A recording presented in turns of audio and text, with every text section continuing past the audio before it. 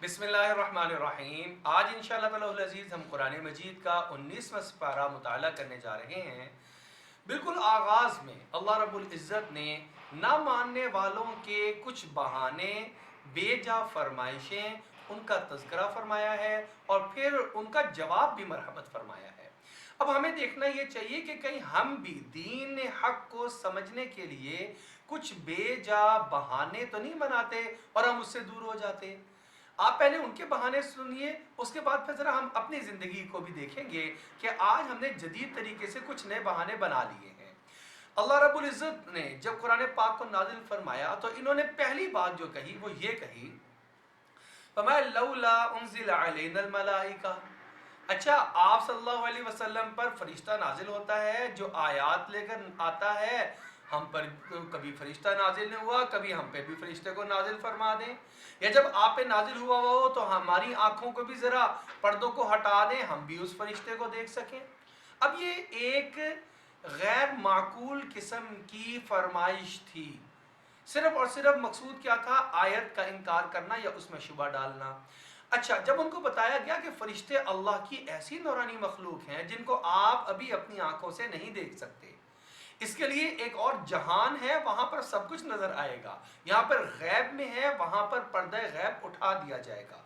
तो उन्होंने कहा अच्छा चलो, फरिश्तों को नहीं देख सकते, औ नरा रब्बना, हमें हमारा रब भी दिखा दो, जिस रब की हम इबादत करने लगे और जो रब तुम्हारे ऊपर आयात नाजिल फरमा रहा है। कुरान ने इसका जवाब क्या दिया? फरमाया वक़ाल अल्लज़ीना ला यरजून लिक़ाअना। असल में ये वो लोग बातें करते हैं जिनको हमारे से मुलाकात का यकीन ही नहीं है, जो ईमान ही नहीं लाए, ईमान लाना भी नहीं चाहते। और दूसरी बात फरमाया लक़द इस्तकबरू फ़ी अनफुसिहिम वअतौ उतुव्वन कबीरा। ये लोग अपने अंदर तकब्बुर रखते हैं और बड़ी बड़ाई की बातें कर रहे हैं कि अल्लाह को देखने की बातें बराह रास्त और फरिश्तों के अपने ऊपर नाज़िल होने की बातें। तो ये जवाब मिल गया कि तकब्बुर है असल में और ना मानना चाहते हो, इस वजह से तुम ये बहाने कर रहे हो। एक और जुमला इन्होंने क्या कहा कि चलो अगर कुरान पाक आप पे नाजिल हो ही रहा है तो ये थोड़ा थोड़ा क्यों नाजिल होता है? पहले आसमानी किताबें तो इकट्ठी नाजिल हो गई थी। सुनिए एतराज, वक़ाल अल्लज़ीना कफ़रू, काफिर लोग ये भी कहते हैं लौला नुज़िला अलैहिल कुरआनु जुमलतन वाहिदा, एक ही मर्तबा क्यों नहीं पूरा कुरान नाजिल हो जाता? अल्लाह जल्ल शाह ने इसका भी दो जवाब दिए। पहला जवाब ये दिया, फरमाया कज़ालिका, हम तो ऐसे ही नाजिल करेंगे। इकट्ठा नाजिल किया था तो कौन सा उस वक़्त में सब ने मान लिया था? न मानने वालों ने नहीं माना और यही इश्काल किया कि ये इकट्ठी तख्तियाँ उठाकर कैसे ले आए। और आज जब थोड़ा थोड़ा करके हालात के मुताबिक नाजिल कर रहे हैं तो आज इस पर एतराज़ हो रहा है कि ऐसा ऐसा क्यों नाजिल हो रहा है। तो कज़ालिका, हम ऐसे ही नाजिल करेंगे। दूसरी बात फरमाई लिनुसब्बित बिही फुआदका वरत्तलनाहु तरतीला, हम ये भी चाहते हैं कि आपके दिल के ऊपर जम जाए। पहली किताबें जो है वो अलवाह की शक्ल में आ गई, ये ज़ुबानी आया आपके कल्ब पर उतरता है और आप उसको फिर याद करते हैं, सहाबा याद करते हैं, अमल में आता है, फिर लिखवाया जाता है। और अल्लाह रब्बुल इज़्ज़त ने एक और जुमला यहाँ पर आयत नाजिल फरमाई है जिसमें अल्लाह के नबी अलैहिस्सलाम अल्लाह के सामने अपनी उम्मत के बारे में ये शिकायत करेंगे कि इन्होंने कुरान पाक को छोड़ दिया था। वक़ाल रसूल या रब्बी इन्ना कौम इत्तख़ज़ू हाज़ल कुरआन महजूरा, ऐ मेरे अल्लाह, इस कौम ने, मेरी उम्मत ने कुरान को पढ़ना, इसको समझना, इसके मुताबिक अमल करना छोड़ दिया था। ज़रा सा अब हम गौर करें हमारे यहाँ भी क्या है, हम ना तो कुरान पाक को पढ़ते हैं, पढ़ते क्यों नहीं? इसलिए कि जब समझ नहीं आता तो पढ़ने का क्या फ़ायदा। ये बहाना करके बेजा एक गैर माकूल और हम कुरान पाक की तलावत से रुक जाते हैं। फिर जब वो वैसे ही नहीं पढ़ना, अच्छा भाई समझ लो, समझने का टाइम नहीं है, कुरान तो बड़ा मुश्किल है, हम तो समझ नहीं सकते। हम अपने दूसरे तालीम हासिल करें, हम अपने तरक्की के दर्जात को चढ़ें कि हम कुरान पाक को सीखें और अमल करें, वो इसलिए नहीं सीखते और अमल करते। तो ये कुछ हीले और बहाने हैं जो आज हमने तराश लिए हैं। तो हमें अपने आप को हीले बहानों से निकालना चाहिए और अल्लाह रब्बुल इज़्ज़त के अहकामात की तरफ आ जाना चाहिए।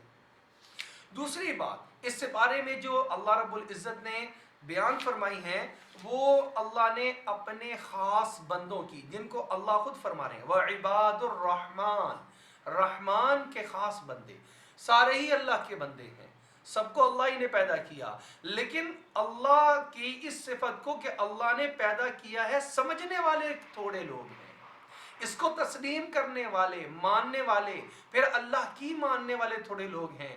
وہ صفات کیا صفات ہیں جو کہ عباد الرحمن میں ہوتی ہیں؟ ہمیں بھی کوشش کرنی چاہیے کہ میں بھی اللہ کے بندوں میں اور اللہ کی بندیوں میں شامل ہو جاؤں۔ لہذا فرمایا وعباد الرحمن، رحمان کے خاص بندے کون ہیں؟ الذین یمشون علی الارض ہونا، جب زمین پر چلتے ہیں تو عاجزی کے ساتھ چلتے ہیں۔ آپ نے دیکھا ہوگا کہ انسان اتنا کمزور ہے کہ اگر اچھا لباس پہن لے تو اس پر بھی تکبر آ جاتا ہے، اگر اچھی گھڑی پہن لے تو اس پر بھی تکبر آ جاتا ہے، اچھی سواری اس کو اللہ دے دے اس پر بھی تکبر کرنے لگ جاتا ہے، اچھا رہنے کے لیے مکان مل جائے تو اس پر بھی تکبر کرنے لگ جاتا ہے، اللہ اگر شکل صورت ذرا اچھی عطا فرما دیں اور اولاد کی تربیت اچھی ہو کر کسی کام کاج والی بن جائے اس پر بھی تکبر کرنا شروع کر دیتا ہے۔ اللہ فرما رہے ہیں اللہ کے خاص بندے وہ ہیں ساری نعمتیں مل جانے کے باوجود بھی ان کے اندر تکبر پیدا نہیں ہوتا، بلکہ وہ عاجزی سے زمین پر چلتے ہیں۔ آپ صلی اللہ علیہ وسلم کا جو چلنے کا طریقہ ہے اس کو ذرا ہم مطالعہ کریں تو ہمیں معلوم ہوتا ہے آپ صلی اللہ علیہ وسلم نظروں کو جھکا کر چلا کرتے تھے، عاجزی اور انکساری کے ساتھ چلا کرتے تھے، کندھوں کو اکڑانے کی بجائے کندھوں کو جھکا کر چلا کرتے تھے۔ ہمیں بھی یہ صفت اختیار کرنی چاہیے۔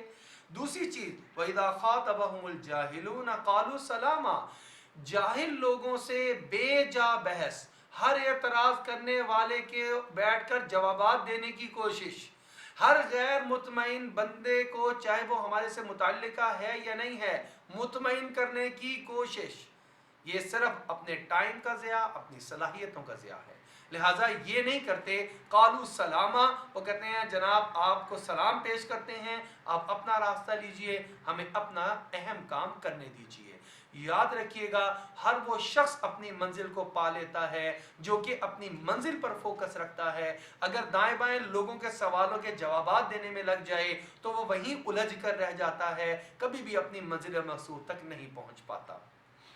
تیسری چیز وہ ساری رات سو کر نہیں گزارتے، رات کے کچھ حصے میں سوتے ہیں، کچھ حصہ اللہ کے سامنے کھڑے ہو کر وہ اللہ کو سجدہ کرتے ہیں اور قیام کرتے ہیں اور اللہ کے سامنے اپنے گناہوں کی معافی چاہتے ہیں۔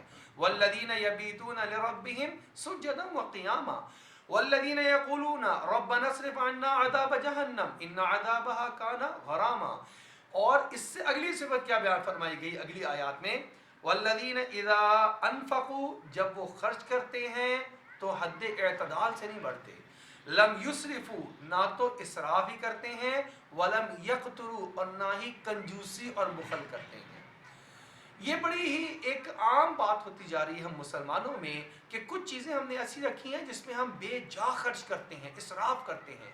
شادی کا موقع آ جائے تو ہم اگر اپنے اخراجات کی لسٹ بنائیں تو معلوم ہوگا آدھے سے زیادہ اخراجات وہ ہیں جن کا نہ دنیا میں کوئی فائدہ نہ آخرت میں کوئی فائدہ، نہ بچے کو کوئی فائدہ نہ بچی کو کوئی فائدہ، صرف لوگوں کے دکھانے کے لیے ہے، اسراف کے اندر داخل اور شامل ہے۔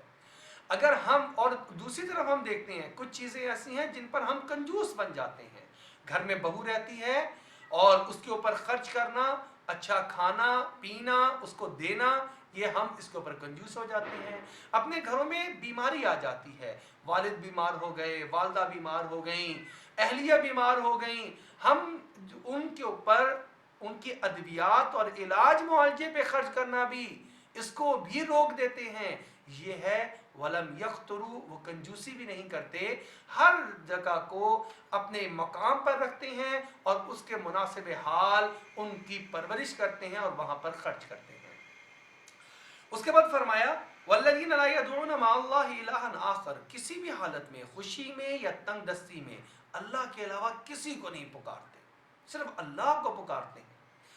اور ولا یقتلون النفس، اور نہ کہ ناحق قتل کرتے ہیں، ولا یزنون، نہ کبھی زنا کے مرتکب ہوتے ہیں۔ اور اس سے آگے فرمایا کہ اگر کوئی ایسا کر بھی لے इल्ला मन ताब व आमन व अमिल अमलन सालिहा फउलाइका युबद्दिलुल्लाहु सय्यिआतिहिम हसनात। इन कामों में से अगर पिछली ज़िंदगी में कुछ कर भी बैठे हैं तो आज भी इबादुर रहमान यानी अल्लाह के बंदों में शामिल होने का वक्त मौजूद है। जो तौबा कर लेगा, उसके बाद नेक आमाल करेगा, बुरा अमाल नहीं करेगा, अल्लाह इसकी बुराइयों को भी नेकियों में तब्दील फरमा देंगे। कितना खूबसूरत जुमला और हिदायत हैं जो कुरान हमें अता फरमाता है। इसी से बारे में हम आगे चलते हैं तो सैयदना सुलेमान अला नबीना वालेसलातु वस्सलाम का किस्सा बयान हुआ है।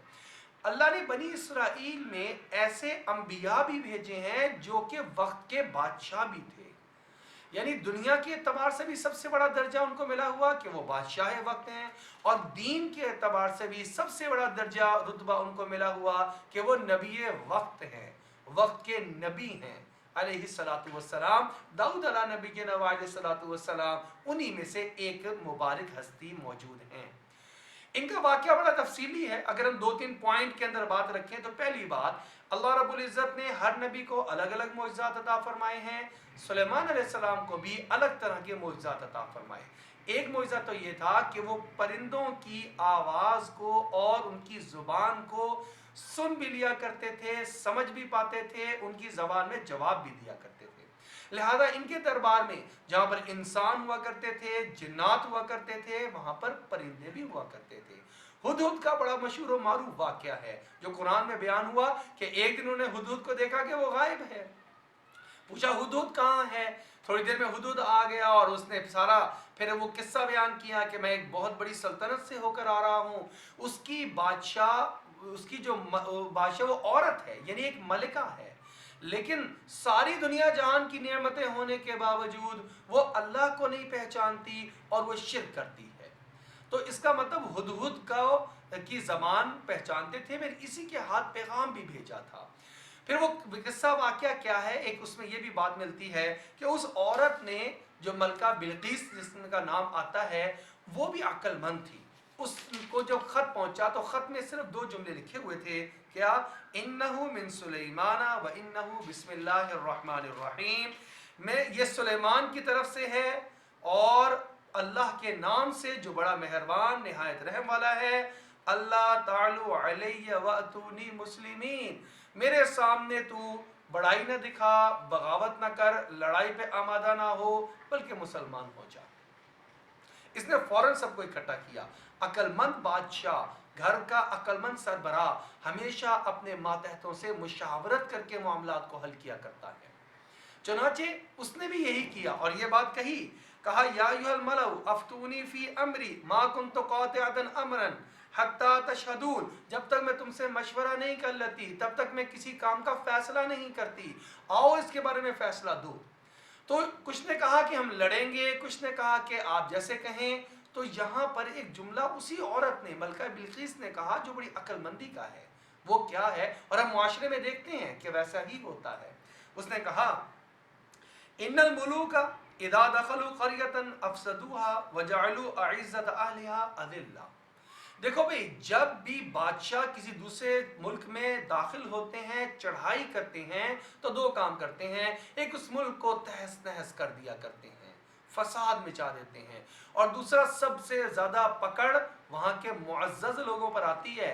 बादशाह को कैदी बनाते हैं, वज़रा को कैदी बनाते हैं, उसके बाद सिपह सलार और इस फौजी, और जितना जो इज्जत वाला होता है उसको उतना जिल्लत वाला बना देते हैं, और जो आम लोग हैं उनको कुछ भी नहीं बाज़ औक़ात कहा जाता, अक्सर औक़ात वो बच जाया करते हैं।